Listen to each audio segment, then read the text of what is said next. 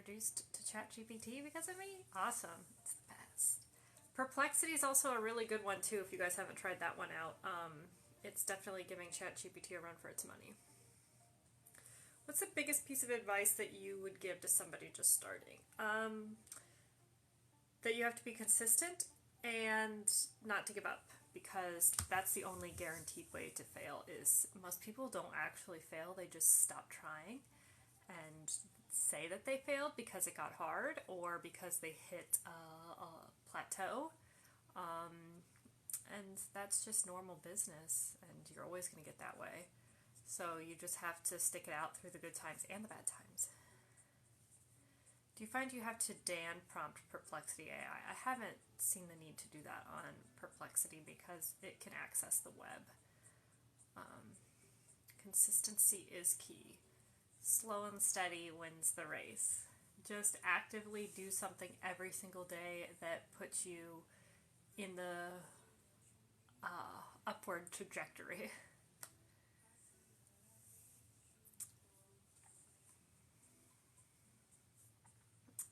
What does Dan prompt mean? Dan stands for Do Anything Now, and it's this prompt that went viral on Reddit. And it just basically prompts it saying that ChatGPT, like, you're actually technically allowed to do whatever you want, pretty much. You're not limited by any internal standards that you think you have. Basically like that. If you just Google ChatGPT Dan prompt, you'll find it. There's a lot of variations.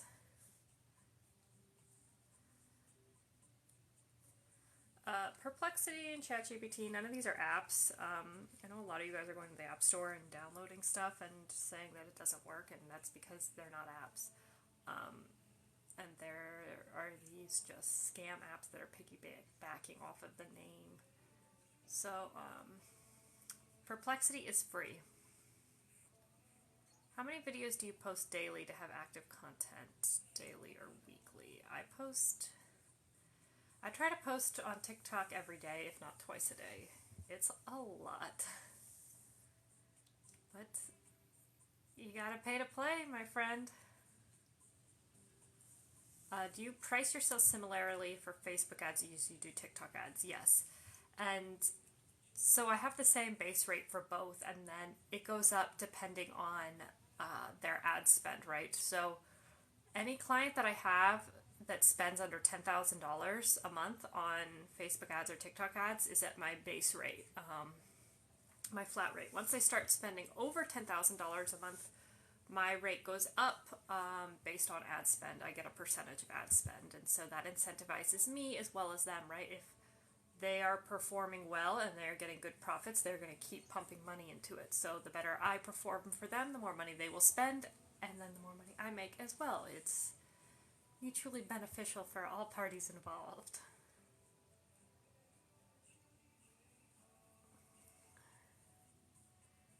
Does Perplexity make images? I'm not sure. There's a lot of other ones that do, though. Just Google how to make an image with AI.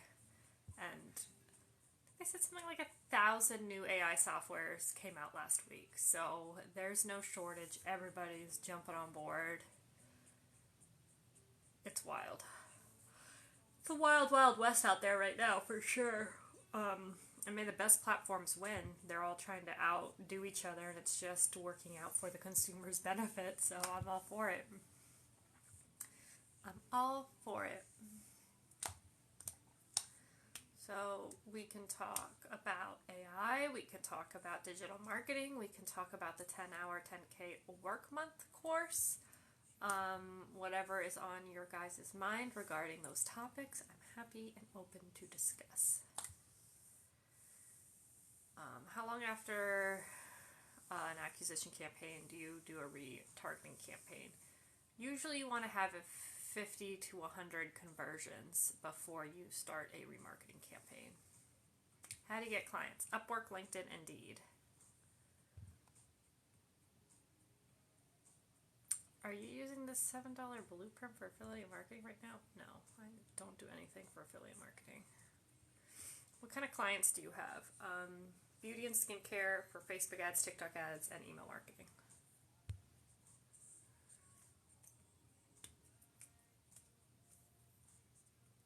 The course is priced at $2,000. You can also do a 4 monthly interest-free installment plan. It is basically a turnkey business that took me 10 years of trial and error to develop. That is just, packaged up in a bow and handed over to you. And it's priced that way because that's typically what you can make back from your first client. So a lot of my students, the first client they book, they've already made their investment back. It's so packed to the brim with knowledge and education that you really can't get anywhere else.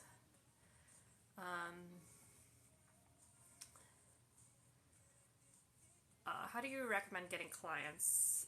Upwork, LinkedIn, and Indeed. There's nothing wrong with affiliate marketing. I don't do affiliate marketing, so I can't speak on affiliate marketing. Do you have a podcast? Do you know? I have been thinking about it, but as of right now, no, I do not.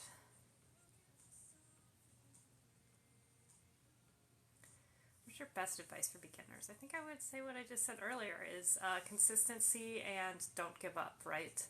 The only guaranteed way to fail is if you just give up and stop.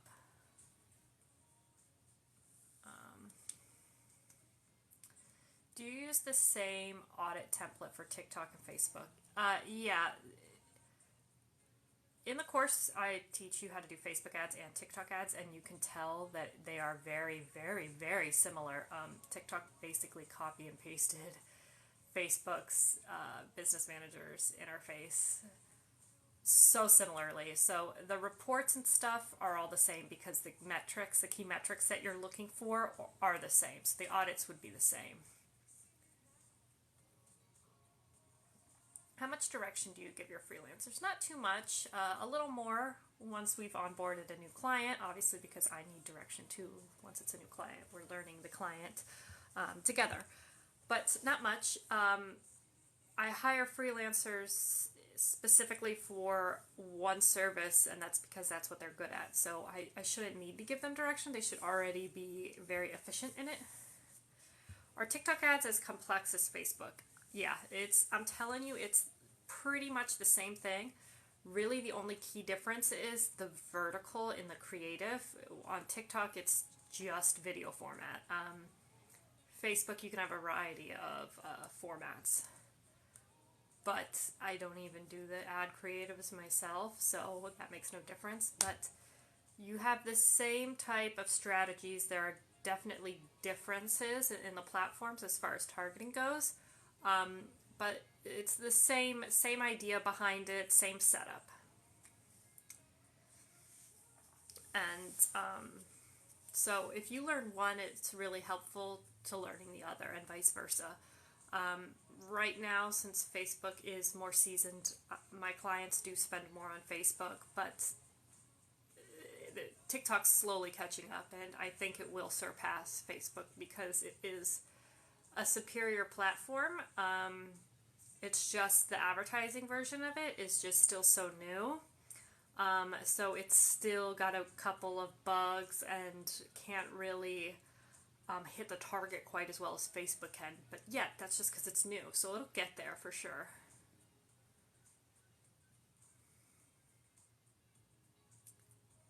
Do you have a separate email list for your students than the one where you pitch your course? So, I have tons of different lists, right?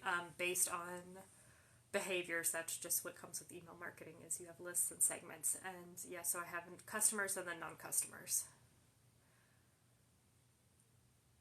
So the people who purchase my course get, the juicy emails with extra added benefits, of course.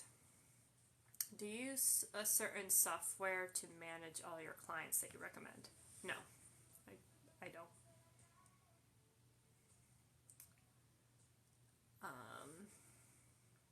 I use QuickBooks to manage invoices, but that's it.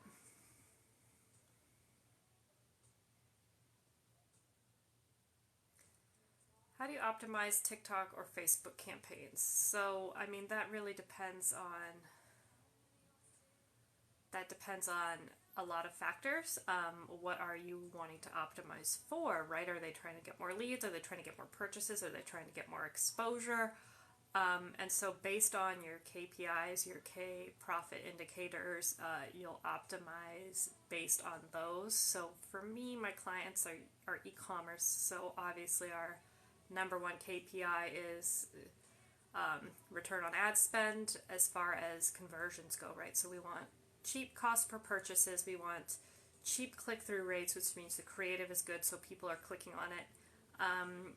And we want good return on ad spend, meaning however much money we're spending, we want at least double that in return. And so to optimize those things, you have to be analyzing your audiences, which you should have at least 3 to 5 audiences per campaign. And within each of those audiences, you should have the same 3 to 5 ads. And so what you're going to be doing is looking at those KPIs for each audience and for each ad creative and being like, okay, where are we seeing winners? And we're going to turn off the losers, and we're going to allocate the budget to the winners and then introduce new audiences to test that hopefully become winners. And so you're constantly like pulling levers. And then once you've got a tried and true combination of audiences and creatives, you can go ahead and duplicate that into a new campaign and set it to campaign optimization budget, because now you're telling Facebook, hey, I know that these these audiences and ads are winners, right? So I'm going to let you dictate how you see fit to distribute the budget based on which ones you think will perform the best. And then that's how you scale. You usually duplicate into that kind of a campaign and double, quadruple the budget. And then you keep the other campaigns running for testing.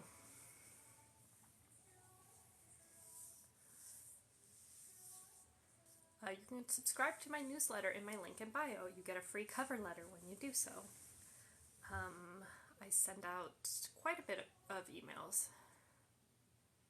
Which were your favorite creators to learn from when you were starting out? That's tough because it's been over 10 years now, so I mean, I genuinely couldn't even tell you.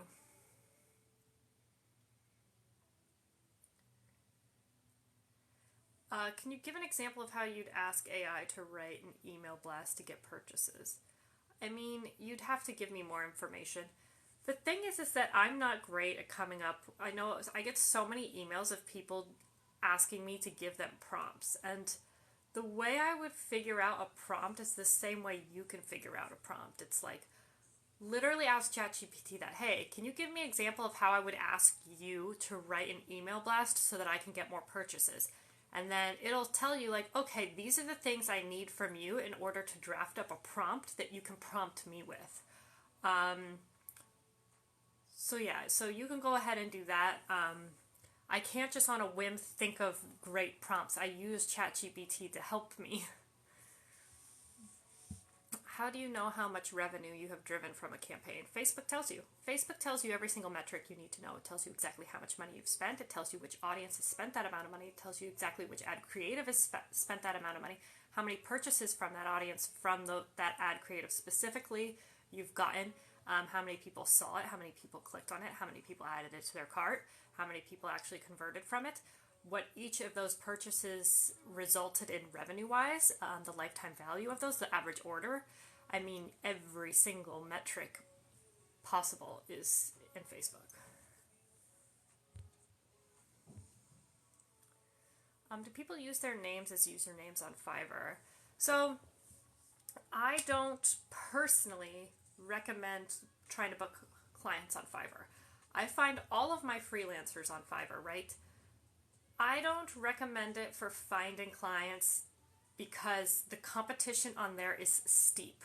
I recommend finding clients on Upwork, LinkedIn, and Indeed. It's steep on Fiverr because you're going to have people in other countries, the Philippines, Thailand, who produce really good results and charge $5 an hour. So you're going to have trouble, competing against that, right? You can't work for $5 an hour. I wouldn't work for $5 an hour, but they can because the exchange rate is so great for them. So it's very beneficial for them, and whoever wants to work with them, it's beneficial for them as well. So I just don't, not to say that there's tons of people on Fiverr that make good money, but I just don't. So I recommend Upwork, LinkedIn, and Indeed. Upwork, you have the better clients, higher paying clients. Obviously, Indeed, you're going to filter Indeed when you search for contract remote work. You can find clients everywhere. LinkedIn's a good one. Any chance you do mentorship strategy sessions? So I have a course that is pretty much like a mentorship, and it comes with a mentorship group. So if you purchase the course, you get access to the group, and you can always ask questions in there, and I answer them.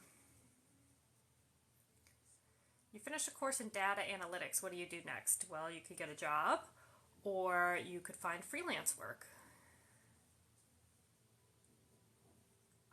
Can you outsource bookkeeping, or would clients not be okay with that for privacy reasons? So here's the thing. When you're doing this, if you're going to outsource the work, it's not shady. You're not being like sneaky about it with the clients. All of my clients know that I work with a team, and we all contribute to the client's success. It's in the contracts. Sometimes they communicate with the freelancers. It's all good. There's nothing sneaky or weird about it, right? It's in our contracts. It's very clear and it's very transparent. What you can do for privacy reasons, which I'm sure you had to do the same with your client, was sign a contract. So you can have these freelancers sign a contract as well. Yeah.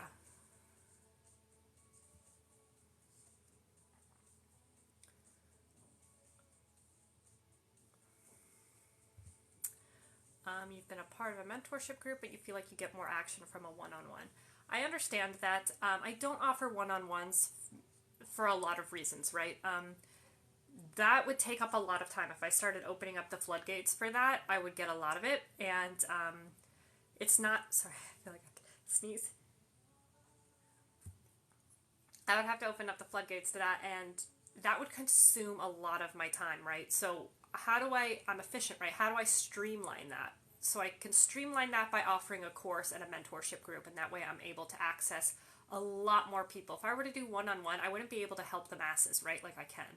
I would be helping individual people, then my time wouldn't be spent helping the majority, going live here, answering in the mentorship group, responding to emails, because I'd be too busy doing one-on-ones.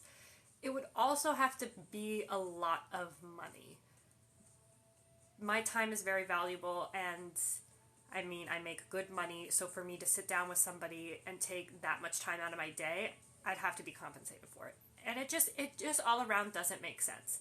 I answer so many mentorship questions. For instance, I had a student who was like, oh, I'm on Upwork and I'm reaching out to all of these clients, but I'm not getting any work. Like, what's going on? And I had her send me over everything that she's done, her cover letter, what her profile looks like, and I reviewed it and I revised it for her. So, I mean, that is pretty much what a one-on-one mentorship would do. It's just I'm not going to dedicate an hour out of my day to sit down with you and do it and you wouldn't even get that much benefit out of a 1 hour with me as you would from the course.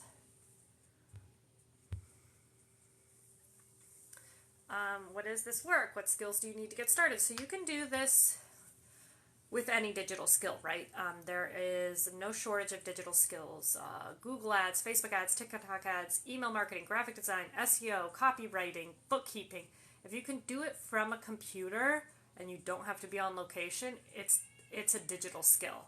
And so when you learn one of those digital skills in the course, I teach Facebook ads and TikTok ads. So if you don't have a skill, I teach you too. And then you have to position yourself as an expert, right? You got to become the go-to person in that skill, and then you start reaching out to clients. And it's not, I don't preach cold outreach because that's really hard, right? Door to door, or cold emails, or cold calling is hard, and I'm not a salesperson. So I recommend Upwork, LinkedIn, and Indeed, and I show the exact strategies I use on each of those platforms to book the clients, what the cover letter should look like, what all your profiles should look like on there. And then I show you how to scale and streamline by outsourcing and using AI so that you're hardly working, everybody else is doing the work, you serve as client-facing and quality control. I can put this live on my YouTube channel. I've put a couple on there. They don't get as many views as my other videos, I mean, naturally. But yes, I like to put the ones that you guys find beneficial on my YouTube. So if you guys think that this one was beneficial, I can upload it to YouTube. If you felt it was a juicy one. The course is $2,000. It is $1,997. There is also a payment plan option of 4 interest-free monthly installments of $497. It's priced that way because I give you my entire business model that took me 10 years of trial and error to develop, and it comes with every resource you would need. It's literally a turnkey business. So you learn the skill, which isn't something you can learn in school. So you're getting the education. The only education that you can from it is to learn it online. So I give you 2 of those, right? And those skills, Facebook ads and TikTok ads, are the ones that pay me the most. Facebook in particular pays me the most. My $10,000 a month clients are Facebook advertising clients. And then every resource is in there, so you get cover letter templates, resume templates, proposal templates, invoice templates, mock interviews with the clients, mock interview with a freelancer.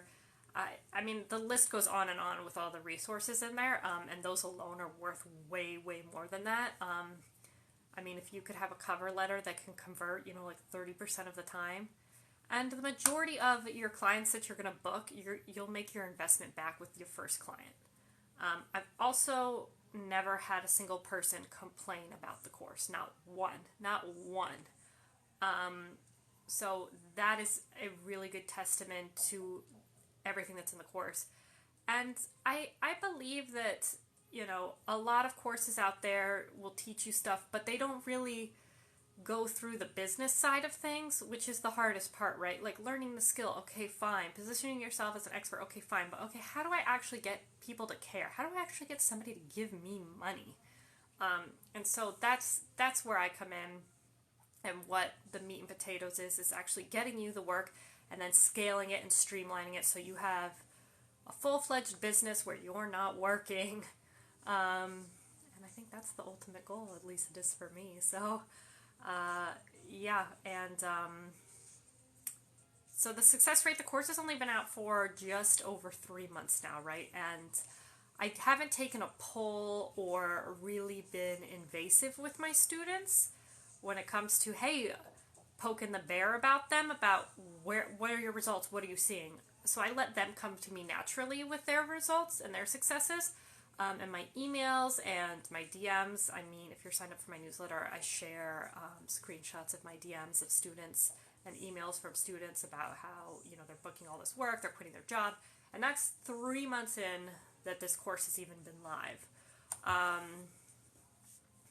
So yeah, I can't tell you success rate. And I am working with some students who are willing to give me a testimonial, a video testimonial, which is very, very nice of them. But I want to give them some time with the course before I actually, move forward with a testimonial, to really give them, a chance to hit the ground running. Jessica says she's one of my students. The course is super detailed and totally worth it, in her opinion. Thank you so much, Jessica. This is why I'm doing it. You guys love it, and it means so much to me. And if I didn't think it was something really great that could get you guys somewhere and successful, I wouldn't offer the mentorship group along with it, right? I would just tell you to buy it and then see you later. But I have a group where you guys can all gather, and I'm in there, and I help you along your way. So thank you, Jessica. That means a lot to me, and I'm glad you like it.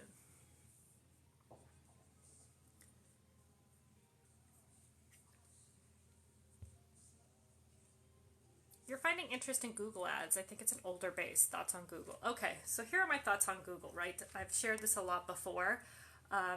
Google Ads are great. They are a great skill to learn. They are one of the higher paying skills. It is a skill that is in very high demand. If you are a brand and you are online, you need Google Ads. That being said, I don't like them. Personally, I don't like doing them. It's not my thing. I'm a social ads gal. And I think that's with a lot of people. It's like a creative, right brain, left brain type thing. I'm the social ads person rather than the paid keyword ads person, and both are great. We need both. I personally know somebody who does Google Ads and makes 7 figures a month. She booked like a $200,000 a month job profit. She does the work herself and she crushes it. So there's tons of money to be made there. So if you are interested in it, it's like speaking to you and your brain, run with it. It's great. I will never teach it in my course because I don't like it. I've dabbled in it and I'm like, this just isn't for me. That's okay. Not everything is for everyone and not everyone is good at everything. And I am self-aware, but yes, if you like Google Ads, you can learn Google Ads completely online for free. Google offers their own certificates if you want to go that route, and I think it's like dirt cheap. So yeah.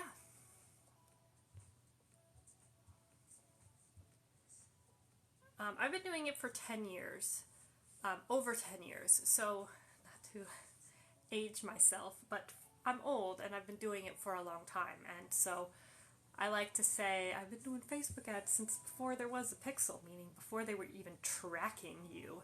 So when we kind of lost a lot of the tracking data after the iOS 14 update, I was like, you know what? We ran ads before it, we're going to run ads after it. So yeah, I've been doing it for a while. I've seen it all, and I know what works and what doesn't work. And Facebook ads especially can be very daunting, especially if you've ever talked. So what happens when you get on Facebook ads or you get on Google ads, a lot of times, and you get a client on there, a lot of times you will have an expert reach out to you, right, from Facebook or from Google, and they want to help you, right? They want to help you, and you're like, wow, I got a Facebook specialist to call me and help me with my client. This is awesome. I'm going to take all their advice, and all they want is for you to spend more money. They get bonuses based on how much their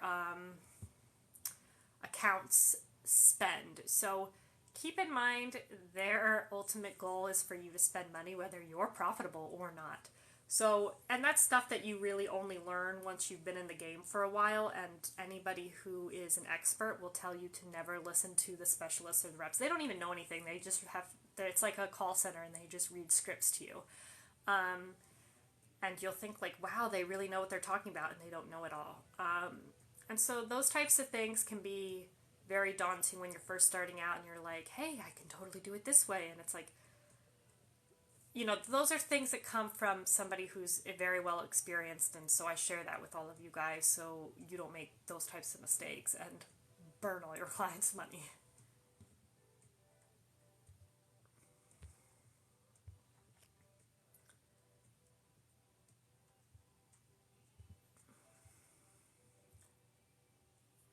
Do you market yourself as an ad company or a marketing agency? So I don't market myself as either. I market myself as a consultant. Just a preference. I'm not an ad company because I don't create the ads. So when I do ad management for clients, I'm not doing ad creatives at all. The client always provides the creative. So I don't create the ads. And that's normal practice in this industry.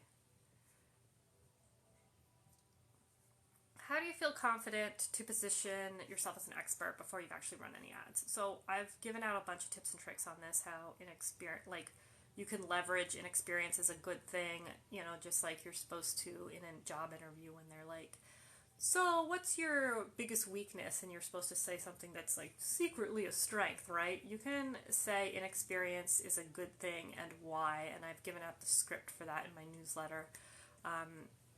And you know, if you've gone to college, right, you don't have experience, but you still have a ton of knowledge. You've got expert level knowledge. So there are ways that you can phrase that, and also depending on the skill or service that you're offering, you could show what you're capable of producing, right? So you would say, hey, you know, you are this L'Oreal, right? Here's what I would do for you. I can see the ads that you're currently running, and here's how I would improve upon them. And by that, they will say like, oh, okay, maybe this person does know what they're doing. You can also run ads for yourself, for friends and family, to get case studies and a portfolio that way. Lots of things you can do. Everybody's got to start somewhere, and that's the only way to build yourself up.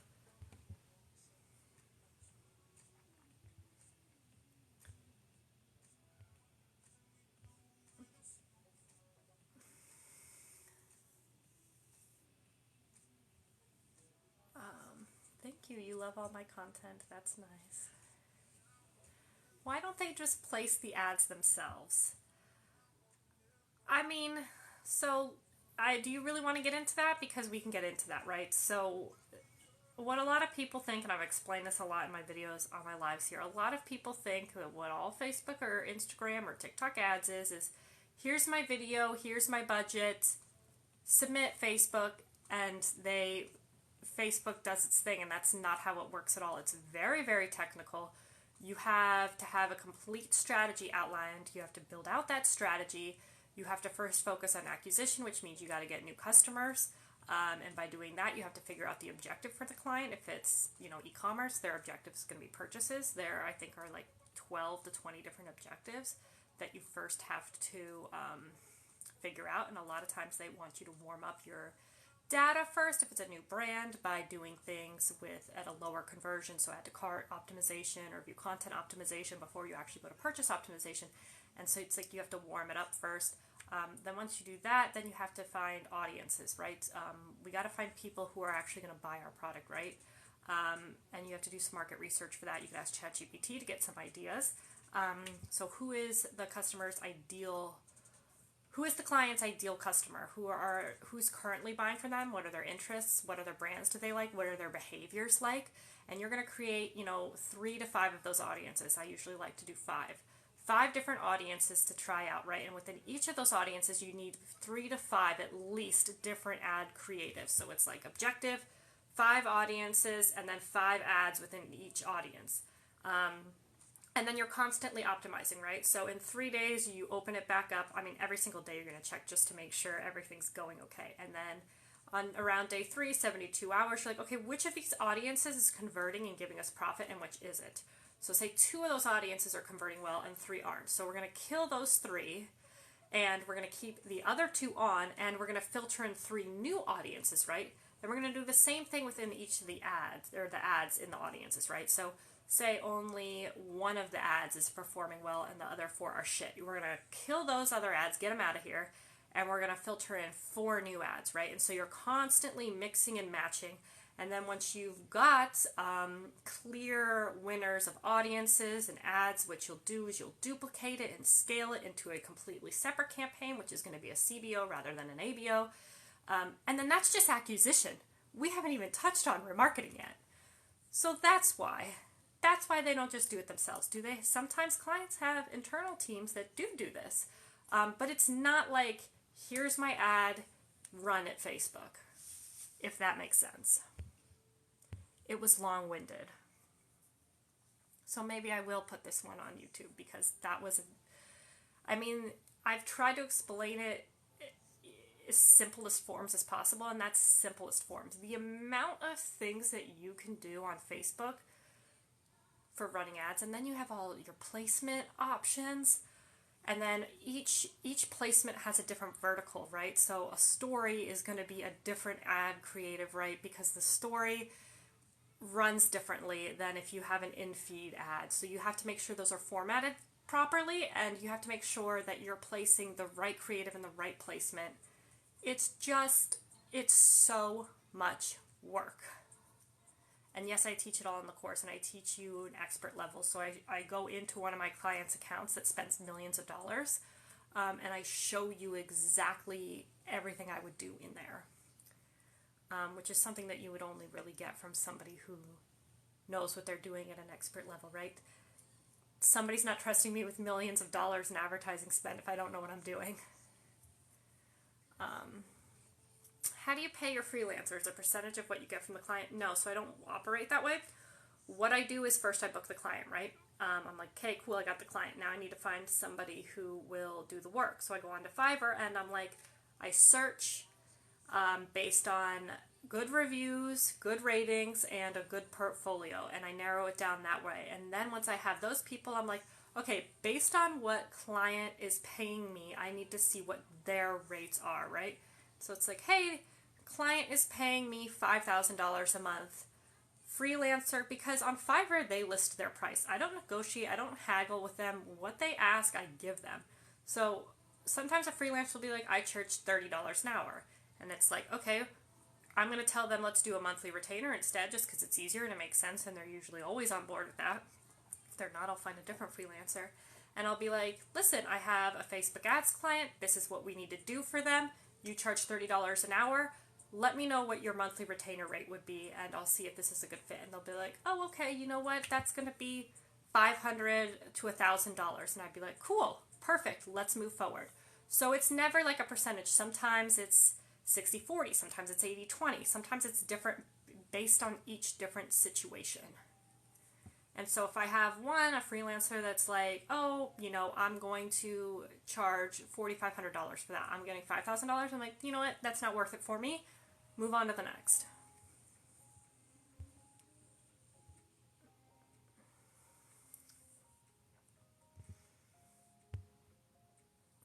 Would your course be relevant for somebody living in Europe? Yes, it would. I have European clients. I have students I think 2 actually from Denmark and a couple from England, and I have clients in England as well. I have clients in Canada. So the beauty of this is it can be done anywhere. So you can have clients from anywhere and you can do it from anywhere. Australia. I actually have a lot of Australians. I love the Australians. I think the Australians are the friendliest people. They are so nice. So do we need to learn the skill if we are outsourcing anyways? Okay, that question makes a lot of sense. I get asked that question a lot. Technically, really, maybe not. I would not recommend that because you need to, it would just be impossible, right? Because how are you going to sell something that you don't know anything about to a client? How are you going to answer all of their questions? How are you going to know what to pitch them? And you're going to hop on a call with them, what to talk about, you're just not going to know. So learning the skill, and then also quality control, right? How do you know what the freelancer is producing is of quality if you aren't proficient in the skill? So for me personally, at least at that stage, the earlier on stage, just learn the skill. The course I teach is about 8 hours long. So if you learn the ins and outs of it, you figure out what it's all about, you can sell it, you can pitch it, and you can control the quality.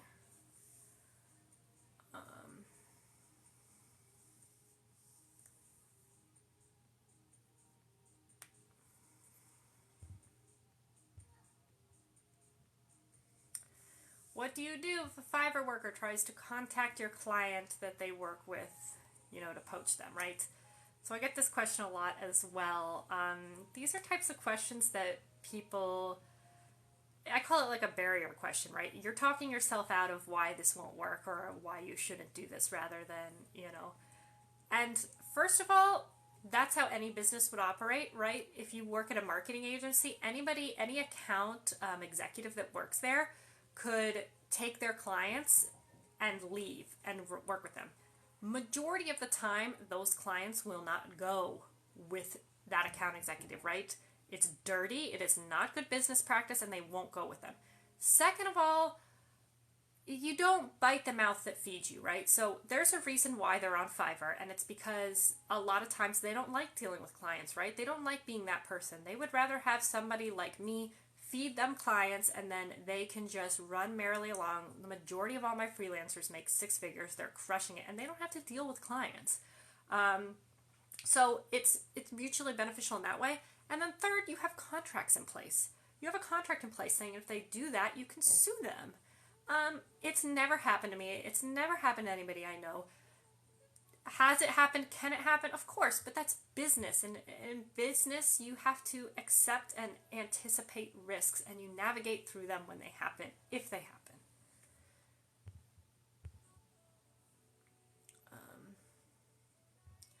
And so it's like, what if they talk directly to the client? The majority of the time, my freelancers are communicating with the client, right? There is no shadiness about this business in any capacity. The clients are fully aware that there is a team involved.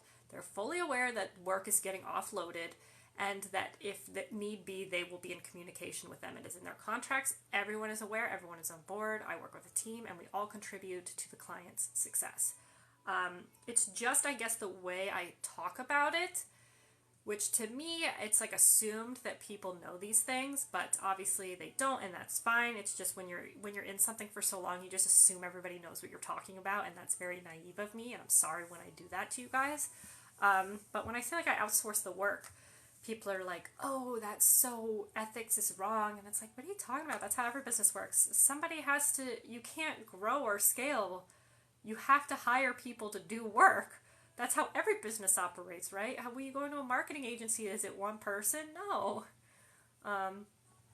So yeah, it's very transparent. It's just, instead of me having full-time salary employees, I've got contract workers. I'm a contract worker. That is the shift that we're going in. People don't want to work for companies anymore. They don't want to work 9 to 5. They want to be a freelance worker. People are like, you don't have a job. Like, how do you feel comfortable? You don't have job security. And I'm like, look at all these people getting laid off. There's no such thing as job security. Because you have a job does not mean you are secure. I actually think it's the opposite. You're putting all your eggs in one basket if you've got a job. For me, I've got tons of clients. If one of them leaves, I'm cool. Like, it's all good. So it's funny, and then they're like, oh, what about benefits? What about health insurance? And I'm like, I think it's just because school made us believe that we have to get a job to get these things. I have health insurance for my whole family of 3. My husband doesn't work because he is a stay-at-home dad.